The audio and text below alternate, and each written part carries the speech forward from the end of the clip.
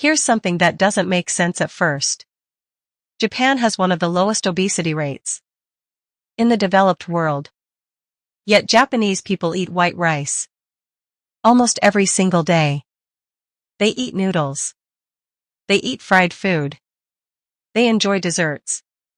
No food group is off limits. No meal is a guilty experience. So what is actually going on? Because if you simply copy Japanese food, you could eat sushi, miso, rice, and green tea every day and still gain weight. The food isn't the secret. The habits around the food are. Today, I'm sharing 5 Japanese eating habits that quietly change how much you eat, how satisfied you feel after, and how often you reach for more. None of them require you to count a single calorie. And the most interesting one has nothing to do with what you eat at all. Stay until habit 5. Because it's the reason everything else works. And most people completely overlook it. Let's get into it. Habit 1. They make a meal look bigger than it actually is. Think about a typical Western-style plate. One massive portion. One giant bowl. Everything piled together. You look at it and your brain registers.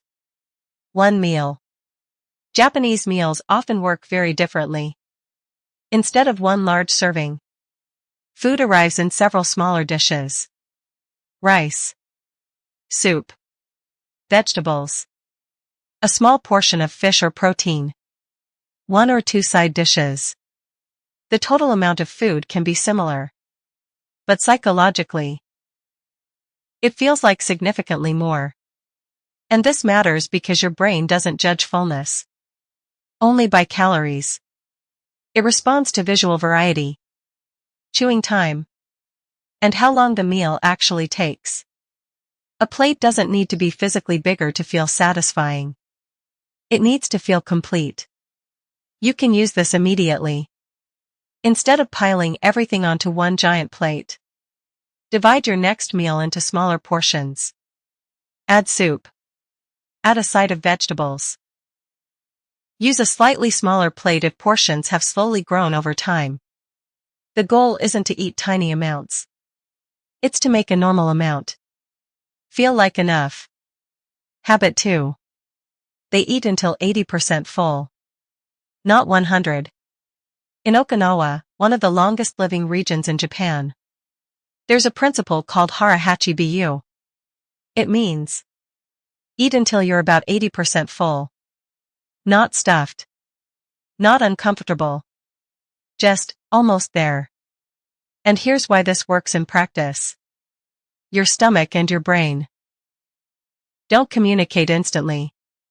Your body needs roughly 15 to 20 minutes to recognize that you've had enough. When you eat quickly, you almost always overshoot. You finish the plate. Wait 3 minutes. And then comes the familiar thought. I could probably eat a little more. Japanese meals naturally slow this process down. Small dishes. Soup between bites. Different textures. Different flavors. You move between foods instead of attacking one giant portion. And that gives your body something extremely valuable. Time. Try this tonight. Put your fork down between bites. Chew properly. And ask yourself one question. Am I still hungry? Or am I simply continuing because the food is still there? That tiny pause can change how much you eat. More than any diet rule ever will. Habit 3. They don't build meals around one food. There's a traditional Japanese meal structure called a chiju sansai. 1 soup. 3 sides. It sounds simple, but the logic behind it is powerful. Instead of getting most of your meal from one calorie-dense food, different foods contribute different textures, different nutrients, and different signals of fullness. A carbohydrate. A protein.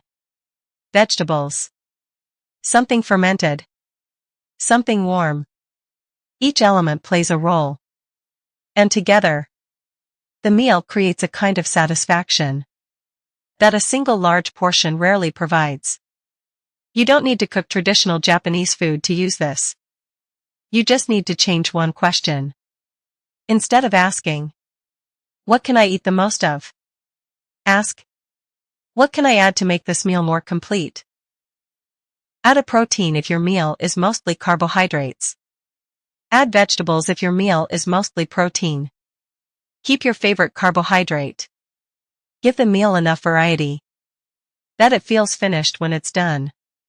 Because the goal isn't restriction. It's genuine satisfaction. And when a meal genuinely satisfies you, you naturally stop reaching for more. Habit 4.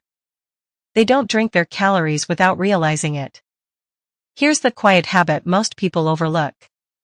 You can eat a well-balanced meal and then undo your hunger signals completely with what you drink. A sweet coffee in the morning. A bottled juice with lunch. A soft drink in the afternoon.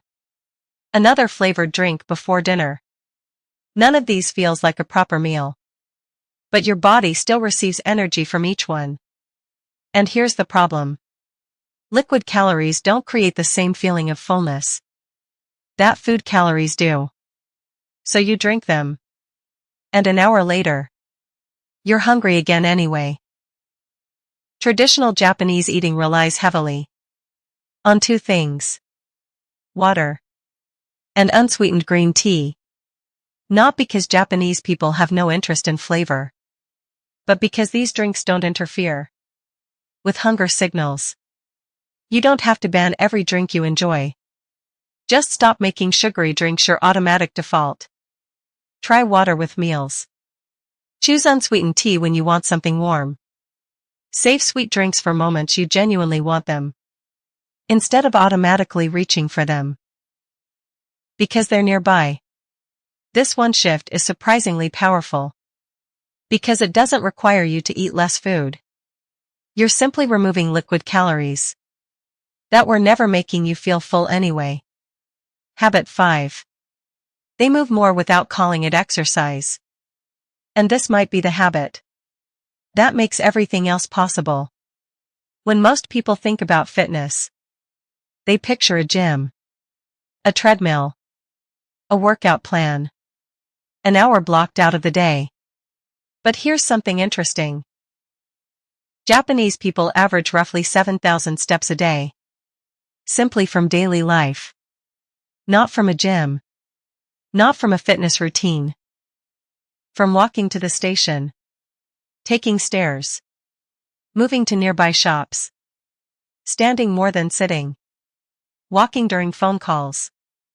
None of these feel like exercise. That's exactly why they're sustainable.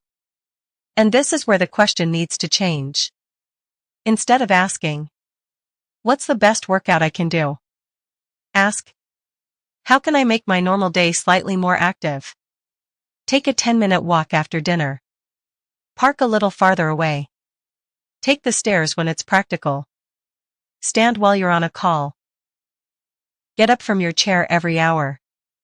These movements look insignificant individually, but repeated hundreds of times across a week, they become part of your lifestyle. And a lifestyle is what actually creates lasting change. Not a 30-day challenge.